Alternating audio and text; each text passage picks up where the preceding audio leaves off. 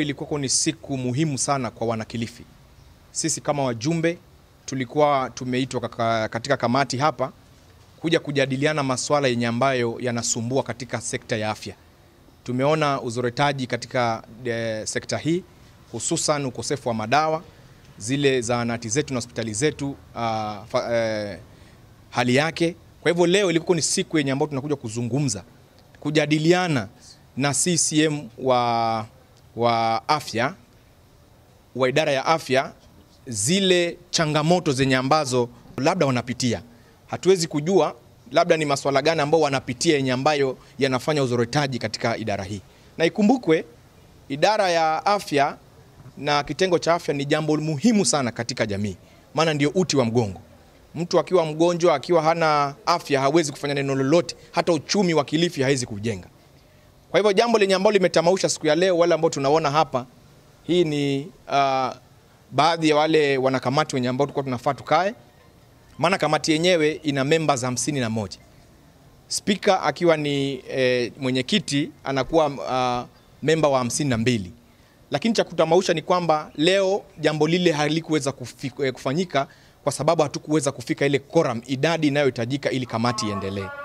Leo hatukuweza kuzungumza kwa sababu idadi haikufika. Kunao wenye ambao walikuwa wamechukuliwa, wamepelekwa Voi, na sisi tumekuja hapa kuja kurepresent the likes of our people wenye ambao ni watu wa Kilifi.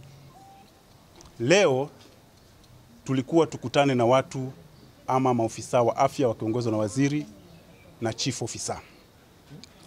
Mimi mwenyewe binafsi nilikuwa nimewaandikia statement ambayo leo walikuwa waje waijibu, kwa sababu mwaka wa kifedha 2022-2023 tuliwapatia milioni 450 pamoja na milioni 295. Hizo zinakuja zaidi ya milioni 700. Huo ni mwaka mmoja. Mwaka uliofuatia wa 2023-2024 tukawapatia milioni 650 na milioni 406. Hiyo ni kupita bilioni 1. Huu mwaka huu wa kifedha tuliwapatia milioni 400, tukawapatia tena milioni 338 za kununua madawa. Hizo ni pesa za kununua madawa peke yake. Lakini tukizunguka kwa zahanati zetu zote, wananchi wanalia hakuna madawa. Ndio hilo swali tulikuwa tunataka tuwaulize leo. Pesa tunazokupatia na zile zingine mnazoziokota kwa hospitali, mkizinunulia pia madawa, haya madawa ni gani ambayo mnanunua na hizi pesa na kwa zahanati zetu hakuna pesa? Hayo ndo maswali tulikuwa tuje tuongee leo.